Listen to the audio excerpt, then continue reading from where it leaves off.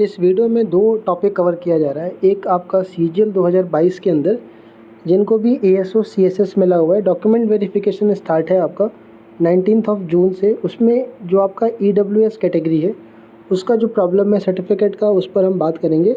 और PASA CHSL 2021 के अंदर स्टेट ऑप्शन मांगा गया आपसे, तो उस पर हम कुछ चीज़ें देखेंगे जो आपके प्रॉब्लम्स आ रहे हैं। साथ में स्टेट वाइज कुछ वैकेंसी मैं आप तक शेयर करने की कोशिश करूँगा। कुछ डिस्टर्बेंस की वजह से रेगुलर वीडियोस अभी 1-2 दिन में नहीं आ पाए हैं, तो उसके लिए मेरी तरफ से थोड़ा सा आपके लिए सॉरी होगा, क्योंकि अभी कुछ 4-5 चीज़ें एक साथ गुजरी हैं आपकी। चाहे सीएजी की बात कर लें, अभी स्टेट वाइज का वेट कर रहे हैं कैंडिडेट, और सीजी अकाउंटेंट का भी कैंडिडेट पता करना चाह रहे हैं कि कैसे क्या काम होता है। तो कुछ शेड्यूल किया हुआ था, लेकिन थोड़ा टाइमिंग का नहीं बन पाया, इस वजह से वीडियो नहीं मिल पाया। देखिए, आपका एएसओ का आपका सीएसएस में जिसका भी 2022 के थ्रू हुआ है, एक बार कमेंट करके बताइएगा कि चैनल से किस किस लोगों का हुआ था। कई लोग हैं जो पर्सनल मैसेज किए मेरे को, और कमेंट सेक्शन में डालिएगा ज़रूर। तो आपका अभी स्टेट मतलब मिनिस्ट्री ऑप्शन मांगा गया था। 2 कॉलम थे, कॉलम ए कॉलम बी, ये पहले ही आ गया था आपका, जिसमें आपसे मिनिस्ट्री का ऑप्शन मांगा गया था। ये तो चीज़ थी ही, लेकिन इसमें हम जो बात करेंगे वो करेंगे डॉक्यूमेंट वेरिफिकेशन से रिलेटेड। तो कुछ नोटिस में आप ये सब चीज़ें देख लीजिएगा। और आपका जो ऑप्शन फॉर्म भरने वाला है आपका स्टेट चुनने का, वो मैंने आपको पहले भी शेयर किया हुआ था। बात करेंगे अगर डॉक्यूमेंट वेरिफिकेशन की, तो उससे पहले आप एक चीज़ जान लीजिए कि आपको अपना जो मेडिकल है वो आपको करवा के 28 जून तक बना के भेजना है। जो लोग दिल्ली के लिए हैं, दिल्ली का फॉर्मेट दिया हुआ है। और आपका जो दिल्ली से बाहर है उनके लिए जो आपका सीएमओ जहाँ बैठता है वहाँ से आपको करवाना है। मैंने इसमें लगा रखा है आपका फॉर्मेट, एक बार देख लीजिएगा आप। ये है आपका मेडिकल वाला फॉर्मेट, और ये कुछ इसके साथ साथ कुछ अटैचमेंट भी भेजने हैं आपको। जैसे ये आपका विलिंगनेस फॉर्म है आपका, ये भर के भेजना है, खुद ही भेजना है आपको भर के, मतलब खुद ही आपको फिल करना ही है। और इसके साथ साथ जो डॉक्यूमेंट वेरिफिकेशन शेड्यूल हुआ है, किस कैंडिडेट का किस डेट को है, आपको बता दूं, ये आपका नोटिस पूरा डाला गया है। तो आप अपने शेड्यूल में, अगर किसी का मिस हो जाए तो आप किसी दूसरे शेड्यूल में भी जाके करवा सकते हो। डीओपीटी का जो ऑफिस है दिल्ली में, वहीं पर आपका होगा, एड्रेस लिखा हुआ है वहाँ पर। तो इसको आप मिस ना करिए अपना शेड्यूल को, और ट्राई करिए कि आप अपने शेड्यूल में जाएं। अगर कोई पर्टिकुलर दिक्कत आती है तो दूसरे शिफ्ट में भी आपका ये हो जाता है। तो आपको जो चाहिए उसमें आपका 10th के 12th के और ग्रेजुएशन के ओरिजिनल मार्कशीट, और साथ में आप फ़ोटोकॉपी भी लेके जाएंगे। और सर्टिफिकेट की ज़रूरत भी पड़ेगी ग्रेजुएशन की। साथ ही साथ आपका कास्ट सर्टिफिकेट, कास्ट में हम पर्टिकुलर बात करेंगे ईडब्ल्यूएस के लिए, और ओबीसी के लिए हम बात करेंगे। और साथ ही साथ आपका अगर कोई सेंट्रल गवर्नमेंट में वर्क कर रहा है तो उनके लिए आपका एनओसी की ज़रूरत पड़ेगी। खासकर वो लोग जो एज में रिलैक्सेशन ले रहे थे उनको अभी ज़रूरत पड़ेगी। अगर आपका कोई ऐसा डिपार्टमेंट है जो एनओसी नहीं दे रहा और आप एज रिलैक्सेशन नहीं ले रहे, तो कोई ऐसी प्रॉब्लम नहीं आएगी आपका। अच्छा, ब्लैक पेन का यूज़ करना नहीं है वहाँ पर, ये चीज़ देख लीजिएगा। ये कोई बहुत बड़े प्रॉब्लम्स नहीं है, बिकॉज आप सिलेक्टेड कैंडिडेट हो, इतनी सारी चीज़ें पता रहती हैं। साथ में आपको एक एड्रेस प्रूफ के लिए आईडी प्रूफ भी लेकर के जाना है। तो अगर आप एसएससी की डीवी में पहले प्रेजेंट रहे हो तो आपको चीज़ें पता है। अगर आप नहीं फर्स्ट टाइमर हो तो कोई घबराने की ज़रूरत नहीं है। डॉक्यूमेंट वेरिफिकेशन में कोई बहुत ज़्यादा आपका प्रॉब्लम करने की, मतलब प्रॉब्लमेटिक नहीं होता आपके लिए, स्मूथ प्रोसेस है। मेन जो प्रॉब्लम यहाँ पर जो हम देख रहे हैं वो यही है कि जो ईडब्ल्यूएस का इशू है। देखो, ईडब्ल्यूएस में यहाँ साफ साफ लिखा हुआ है, अगर आप नोटिस पढ़ेंगे यहाँ पर, तो यहाँ पर लिखा हुआ है कि जो कैंडिडेट है आपको जो ईडब्ल्यूएस सर्टिफिकेट प्रोड्यूस करनी है। अगर मैं ये हटा दूँ यहाँ पर, और ये जो देखेंगे आप यहाँ पर, ये वाला पार्ट देखेंगे, ये वाला, ठीक है।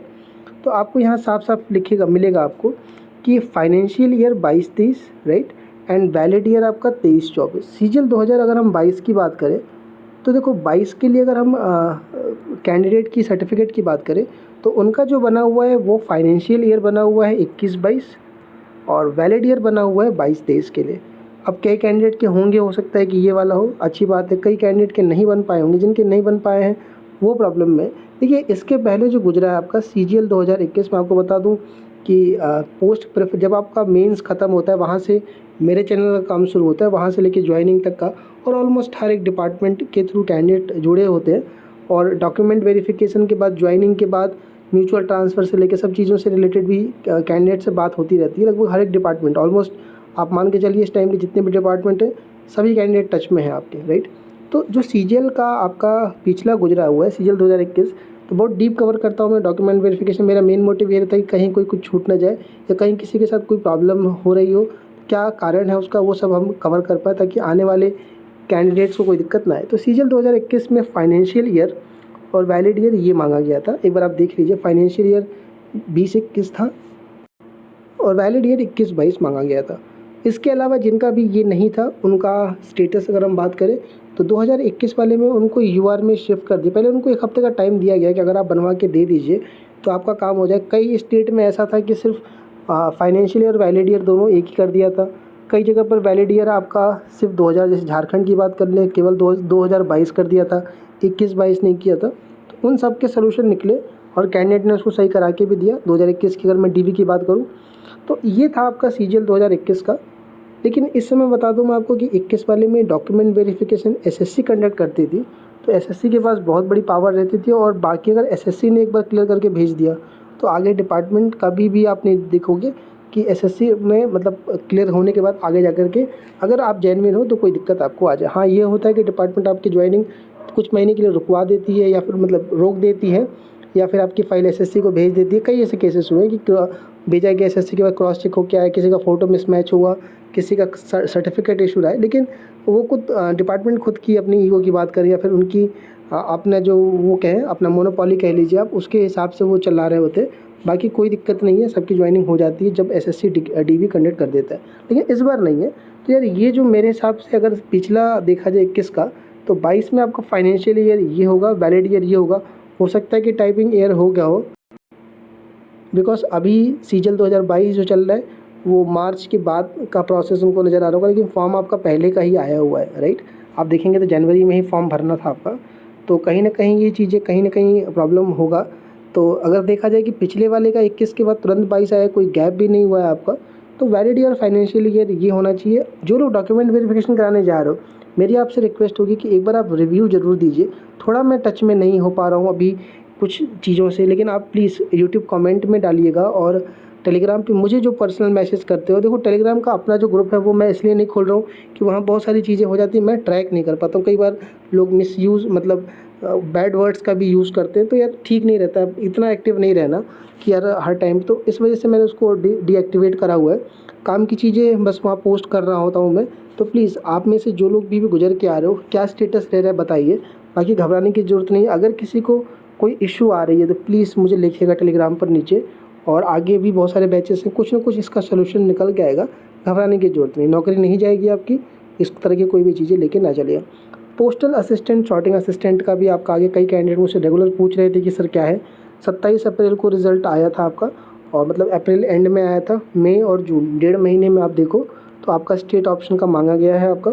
आप फिर से देख लीजिए, जो लोग यूआर में सेलेक्ट हुए हो आपको कैटेगरी का बेनिफिट नहीं मिलेगा, जनरल से ही आपका एलोकेशन होगा। ऑनलाइन ऑप्शन फॉर्म भरना आपको, साइट देख लीजिए आप। स्टेट ऑप्शन चुनना आपको है, किस हिसाब से चुनोगे आप, मैं आपको फिर बोल रहा हूँ, अपने स्टेट से स्टार्ट करिए आप, पहले अपना स्टेट, और वहाँ से स्टार्ट करने के बाद जो भी आपके नीबर मतलब बगल के स्टेट है वो पकड़ के चलिए आप। जब बगल का भी ना मिल पाए, दूर मिले, तो ये देखिए कि कनेक्टिविटी कहाँ की अच्छी, कहाँ से आपको ट्रेन सही से मिल पा रही होती, ताकि आप वीकेंड पे या फिर छुट्टियों पे आप इजीली आ सकते हो। इस हिसाब से बनाना चालू करिए आप, आपको मिल जाएगा आपका अपना डिज़ायर्ड स्टेट। ट्राई करिए कि आप अभी मेंस वगैरह अगर है 23 का, या फिर आप सोच रहे हो कि यार तैयारी फोकस चल रही है आपकी, तो 23 का मेंस निपटा करके ही आप अगर ज्वाइन करोगे इसको, कि ज्वाइनिंग आते आते 23 हो जाएगा मेंस जहाँ तक है। नहीं होता है तो एक्सटेंशन ले लीजिएगा, क्योंकि आपको एज अ करियर इस पोस्ट को नहीं देखना है, आपको मैं फिर बोल रहा हूँ। और आप लोग में से कई लोग पूछते हैं कि सर वो तो ठीक बात है कि एज अ करियर नहीं देखना है मुझे, लेकिन फिर भी आप बता दो कि क्या कुछ इसमें ग्रोथ है, क्या कुछ ट्रांसफ़र, सब तो सब कुछ मैं फिर बोलूँगा आपको कि सब जितना दिमाग आप इधर लगाओगे उससे बेटर है कि आप सीजीएल पर फोकस करिए। बाकी जो कुछ भी मिलेगा, आपके पास जॉब नहीं है उससे तो बेटर ही रहेगा। और कुछ चीज़ें जब आप ज्वाइन करोगे तब आपको समझ में आएगा आपको, राइट। देखो आपका ये रैंक लिस्ट होगी, एक बार चेक कर लीजिएगा, और आपका अलोकेशन जो होगा रैंक के हिसाब से होगा। ये कुछ मैंने स्क्रीनशॉट लगाए हुए हैं, ये CHSL स्टेट वाइज है आपका 21 के लिए, मैंने हर स्टेट के लिए लगाया हुआ था यार, जो मैं ढूंढ पाया। शेड्यूल बहुत ही ज़्यादा बिजी है यार, ऑफिस का भी काम है थोड़ा सा, और कुछ घर में भी कुछ ऐसा बिजी शेड्यूल है यार। वीडियोज़ वाला देख रहे थे, जा रहा था 2 दिन से, नहीं सेटअप कर पा रहा था मैं, थोड़ा वॉइस की दिक्कत आ रही थी वहाँ पर। मैंने जो माइक ऑन मतलब ऑर्डर किया था उसमें कुछ इशू है, उसको मैंने रिटर्न किया है। 2-3 दिन में नया आ जाएगा, तो फिर मैं बहुत सही सेटअप से लेके आऊँगा। तो ये आपके सामने जो दिख रहा है ये दिल्ली का है आपका। मैं बोल रहा हूँ जिसको साफ़ नहीं दिखेगा यार मांग लेना टेलीग्राम पे मुझे। ये राजस्थान का उन्होंने सिर्फ बताया था। गोल्डन बुक में भी आपके पास ये होगा आपका। ये जो आप देख पा रहे हो ये आपका चंडीगढ़ का है, राइट। और चंडीगढ़ कह रहा हूँ, ये आपका हरियाणा का है, ठीक है, हरियाणा का आपका है। ये जो आप देख पा रहे हो यहाँ पर ये आपका बिहार का है, राइट। ये बिहार का आपका स्टेट वाइज है, देख लीजिएगा, स्क्रीनशॉट लेना चाहो ले लो। छत्तीसगढ़ का आपका ये है आपका state wise, sorry circle wise, ठीक है। अच्छा, इसमें कैंडिडेट मुझसे पूछते हैं बार बार कि सर ये कब चुनना होता है कि आपको पोस्टल असिस्टेंट चाहिए कि शॉर्टिंग असिस्टेंट चाहिए। तो अभी आप स्टेट चुनोगे, राइट। सपोज़ करिए आपने चुन लिया, सपोज़ करिए मैं ये पटना ही ले लेता हूँ, राइट। आपने बिहार चुन लिया और आपको बिहार मिल गया स्टेट वाइज। अब आपका जो बिहार का हेड ऑफिस है वहाँ से आपको आएगा कि आपका ये भर के दीजिए। जैसे आप मान लीजिए नंबर 1 पे चाह रहे हो, सपोज़ करिए कटिहार चाह रहे हो, तो आपने नंबर 1 पे कटिहार भर के दे दिया, राइट।